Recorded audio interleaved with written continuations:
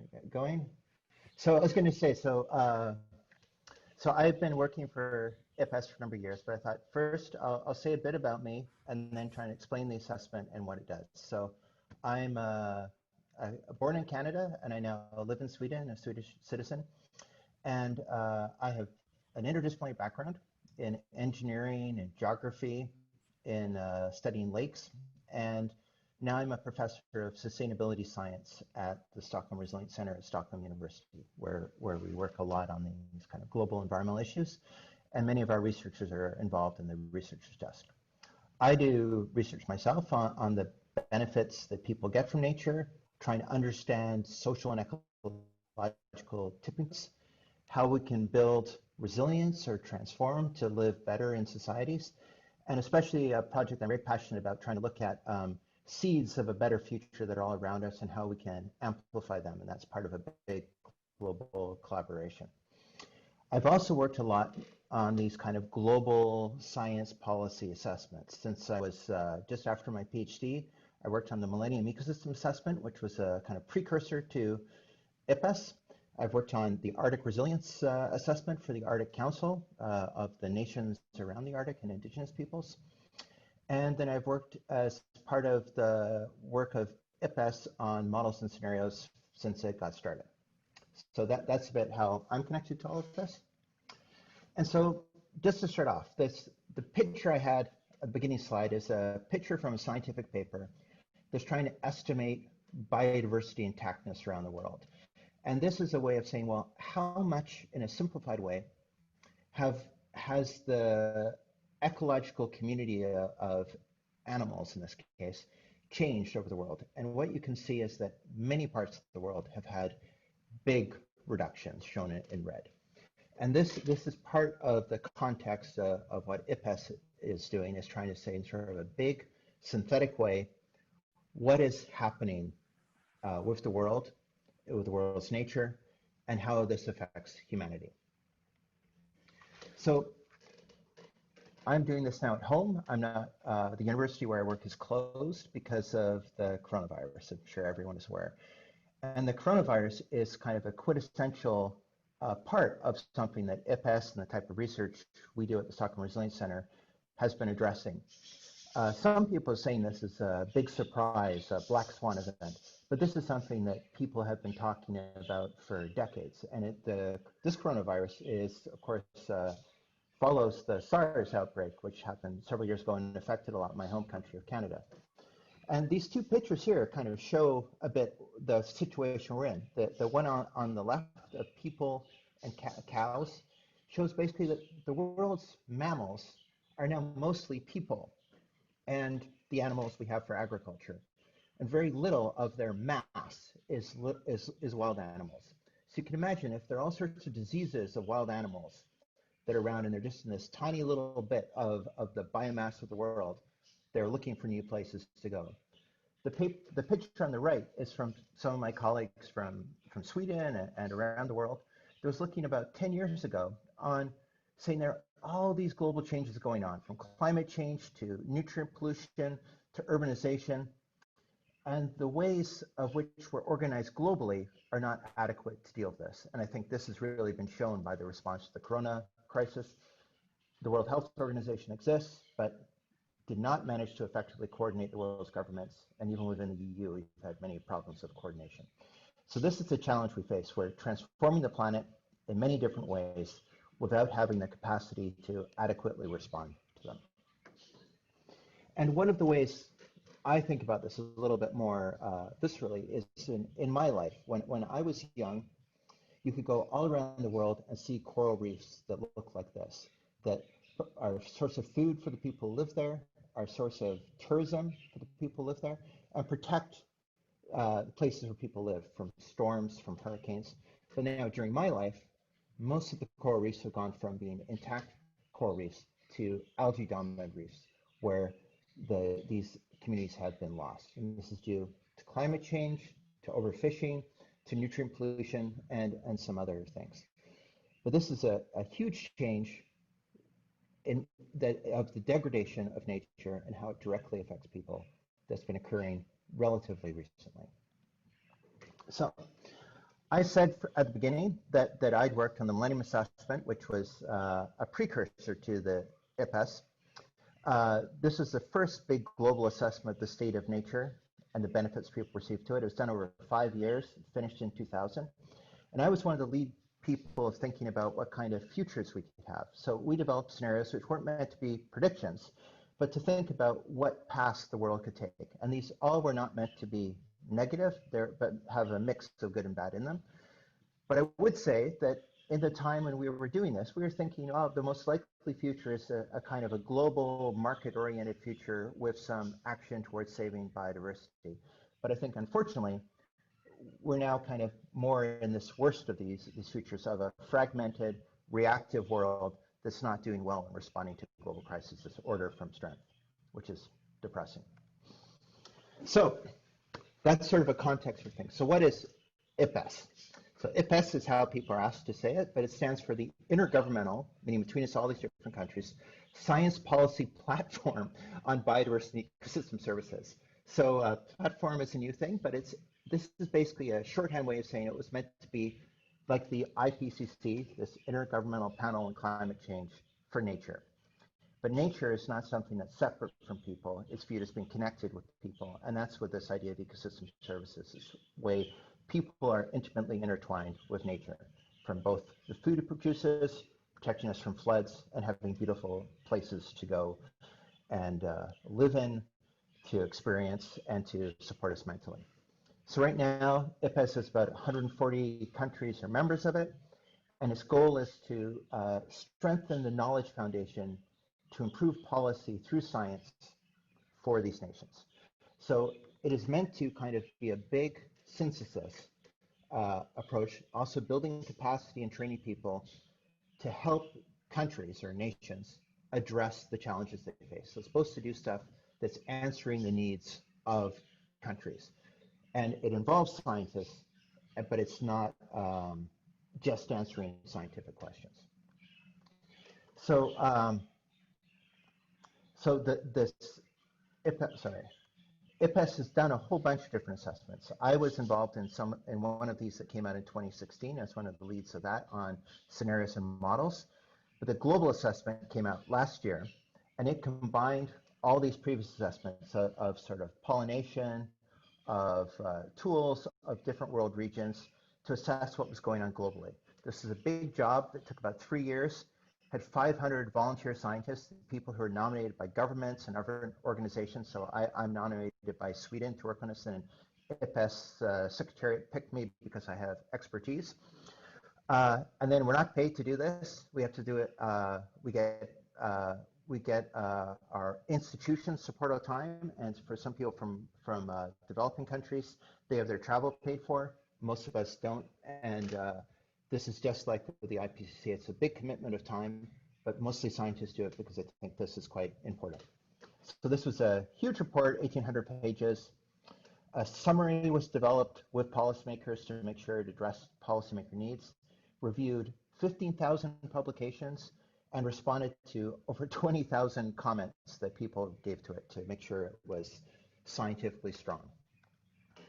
And its basic conclusion is something that probably most people are aware of, that nature underpins and sustains human quality of life, and it's essential for human well-being. However, this fabric of life, this web of life that supports us individually and all our civilizations, is deteriorating quickly around the world. And it's getting increasing thinner, simpler, and more frayed. And being more scientific, you could say, like, there's lots of different ways you could think about the state of nature. But for almost all that you could possibly do or assess, nature is declining. So this is the extent and integrity of different types of ecosystems, like wetlands or the boreal forests. The size and populations of animals and plants shrinking. It's like that figure I showed earlier. The biomass of humanity and our animals is far exceeding that of other large mammals and large reptiles. The number of species of Earth is declining. The varieties of domesticated plants and animals we use in agriculture is declining. And the the world's ecosystems are being homogenized due to the movement of species, both intentionally and unintentionally around the world. And this big new synthesis of extinction risk, which is more accurate, but is basically showing what scientists have known for about 30 years, is that there's more species at risk now than ever before. This rate of extinction is accelerating, and some types of life are more vulnerable than others. This is especially large animals, but it's also things like cycads, amphibians, and corals, as I mentioned before. And then if we look at all these benefits that people are getting from nature, I won't go through this all, but basically IPBES divided all these different types of benefits that people get from nature, from like food to water regulation to the regulation of climate, and looked at how they were doing.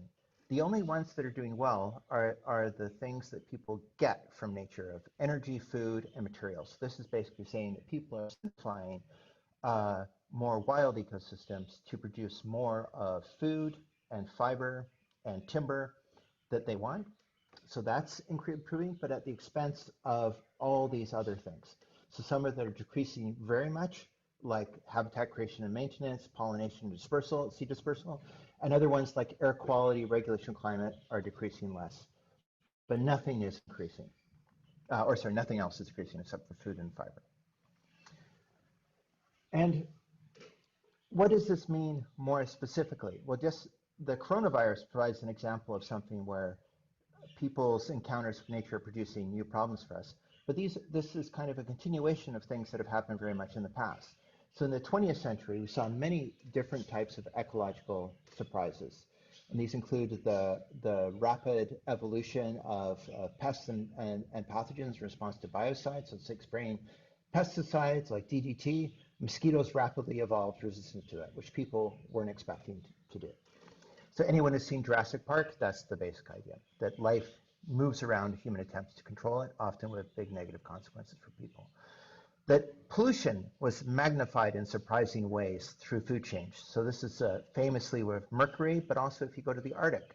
People living in the Arctic have some of the highest burdens of dioxins and PCBs of anyone in the world, even though they live very far away. It's because they eat very high on the food chain. And water and air currents move pollutions from China, from Europe, from North America to the Arctic. That the human conversion of lands for agriculture and simplifying of water has led to the emergence of new diseases. So not just coronavirus, but multiple different diseases all around the world. This has been known for decades. And the removal of top predators and other large animals and ecosystems has simplified these systems, making them more unstable and more prone to organization. So it's not that this loss is losing pieces of nature. It's changing the way nature works in both predictable and unpredictable ways. Garry. Yes. I have a short question for you. You have some beautiful, apart from your interesting lecture, you have some beautiful birds in the background. Oh, sorry.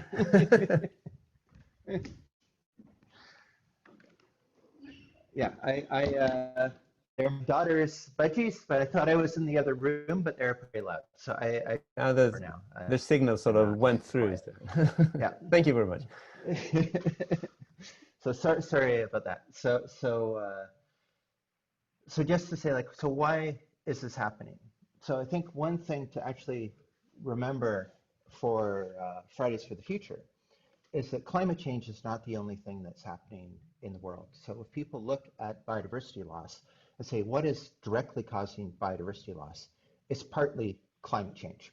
So on this figure on the left of the screen, climate change is shown in orange as kind of an estimated percentage share of how much impact these different drivers of change is having. And what you can see is that changing land use and changing the way that marine areas or seas are used is actually the main driver of how we're threatening biodiversity.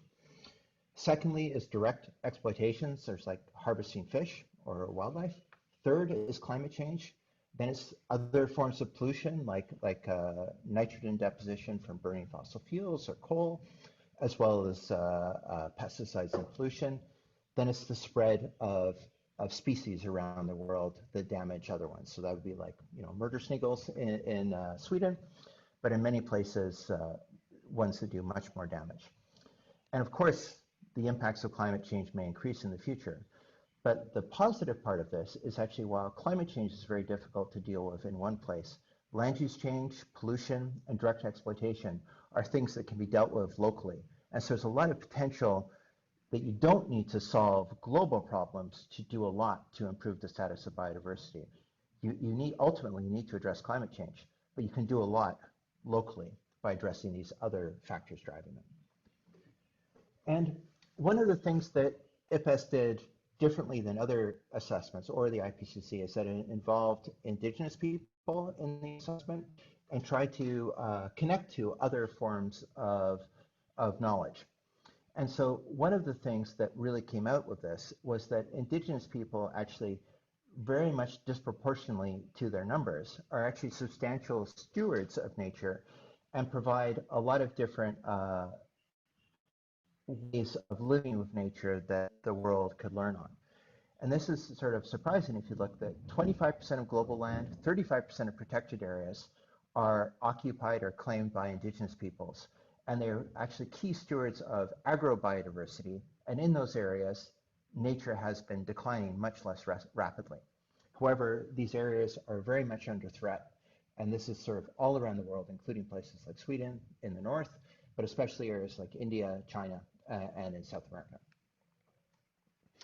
And of course, behind all these direct drivers, there's all the social factors that are driving the change of landscapes, harvesting of fish, which is the demand of people for a better quality of life, technological changes, and the continued growth of the economy, as well as the failures of institutions and governments to be good stewards of nature, and conflicts and other types of change like epidemics that disrupt the way the natural world works. And undergirding all of these are the values that people have and how they're captured. So one of the other things that was a bit new in this assessment was trying to a bit more assess how the world was connected. And one of the things that's the modern economies make very different is while people live in one place, the impacts and the benefits of that place are now more distributed around the world than ever before. That people in Egypt depend upon grain that's grown in the United States, that Europeans benefit from mining and resource extraction in Africa, China, North America, as well as in Europe. And these complex chains make it very difficult to have responsible production and consumption because how things are connected is often hidden both to regulators and to consumers. And I won't explain in detail of this figure, but basically in this assessment, they tried to look at these trends and how they differed between the least developed, shown in red here, the most developed, shown in purple, and the orange and developing, shown in orange, which are sort of UN categories people had to use. And the sort of the bottom line of this is that developing and least developed countries receive less benefit from resource consumption and extraction. It mostly goes to the rich countries. Most producers that produce things from nature do not act as stewards of the living world. And the consumers do not pay the true ecological or social costs of the goods they consume. And most people, most governments you could argue as well, are unaware of these costs because they're distant in time and in space from where they are. So people have their iPhone, but they don't see the costs that have gone into producing it, and even tracking those costs is quite different. Then the IPBES Global Assessment also assessed these global goals, both about biodiversity, something called the Akiichi targets, and the Sustainable Development Goals, which are goals that the world's nations have agreed upon to try and move towards a better future.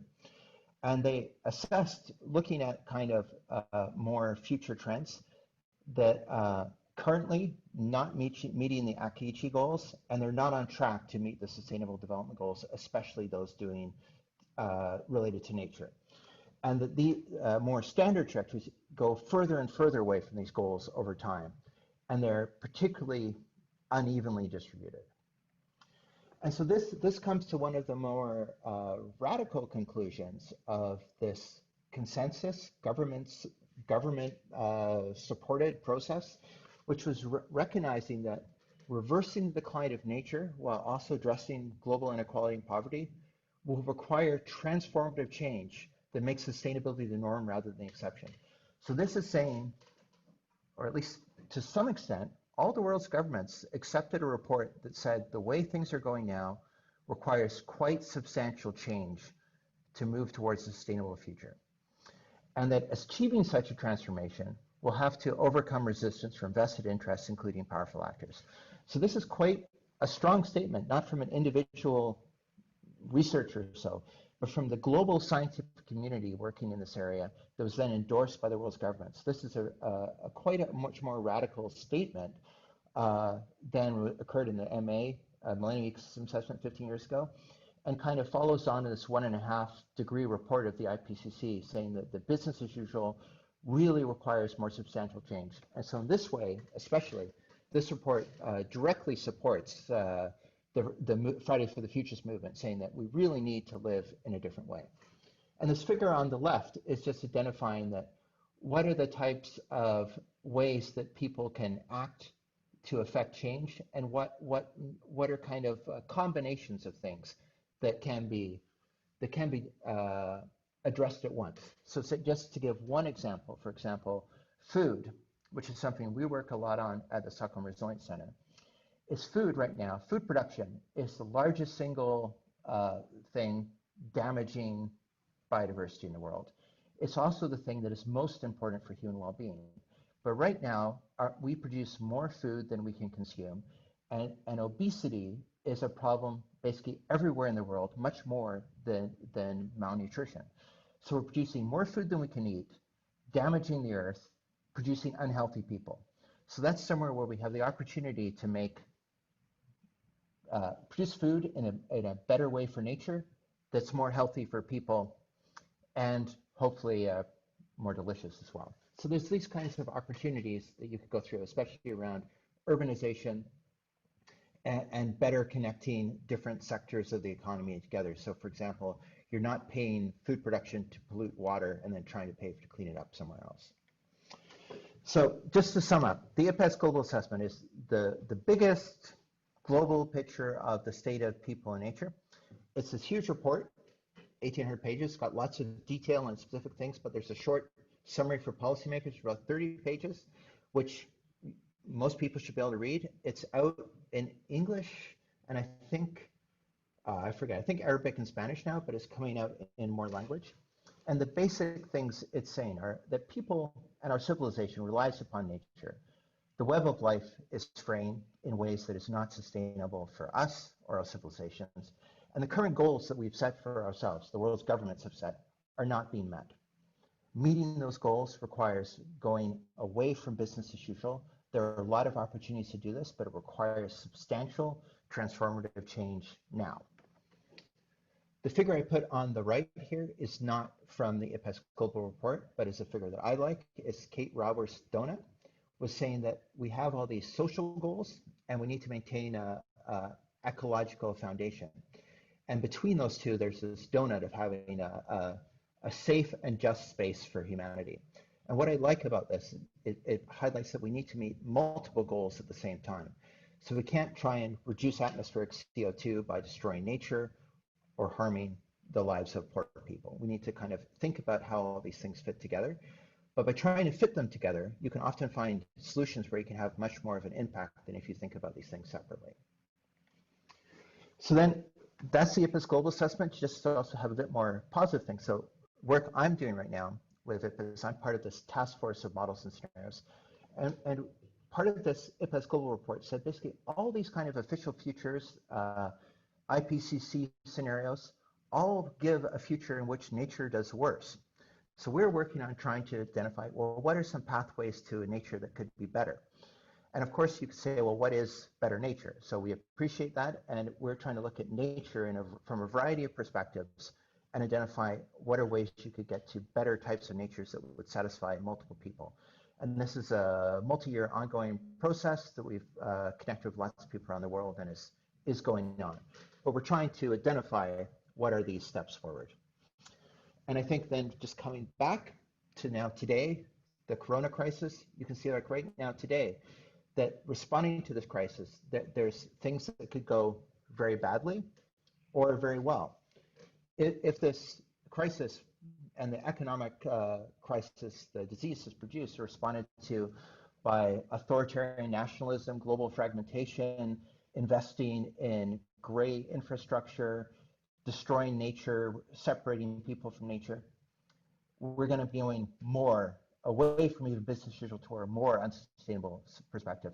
But there's the opportunity to build more resilient societies, to promote a Green New Deal, which is actually supports the the web of life that supports us all, and accelerates the sustainability transition as well. And so now is a key time to try and think about how we can push for moving towards a future that promotes a sustainable world rather than moves us further away from it. And with that, I would end and happy to answer any questions. I'm on Twitter with those 2 bits, both with the resilient science and then for this kind of Seeds of a Positive Futures project, the Seeds. But now I will go back to the screen. So thank you.